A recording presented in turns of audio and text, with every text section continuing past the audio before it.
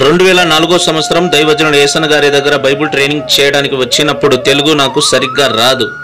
అప్పుడు హిందీ బైబిల్ కావాలని ఎంతమంది దైవ సేవకుల్ని బ్రతిమలాడుకున్నా ఎవరు కూడా పట్టించుకోలేదు. అప్పుడు సీనియర్ పాస్టర్ అయిన అనిల్ అన్న దగ్గర వెళ్ళి, అన్న నాకు తెలుగు బైబిల్ చదవడం రాదు, నాకు హిందీ బైబిల్ కావాలి అని చెప్పినప్పుడు నా వైపు చూసి నవ్వి, బాబు జాన్ క్రైస్ట్ అతి త్వరలోనే హిందీ బైబిల్ తెచ్చి ఇస్తానని మాట ఇచ్చారు. వాస్తవంగా మన ఆంధ్రప్రదేశ్లో హిందీ బైబుల్ దొరకడం చాలా కష్టం. కానీ ఎట్లా తెచ్చారో తెలియదు, కానీ అనిల్ అన్న గారు కొత్త హిందీ బైబుల్ తీసుకొని వచ్చి నాకు ఇచ్చారు.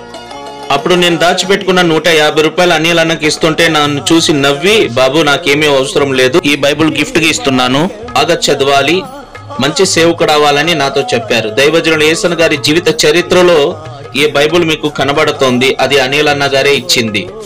అనిల్ అన్న కోరినట్లు హిందీ బైబుల్ బాగా చదువుకున్నాను, ఇప్పుడు తెలుగు బైబుల్ కూడా చదువుతున్నాను. దేవుని నామానికి మహిమ కలుగును గాక. ఆమేన్.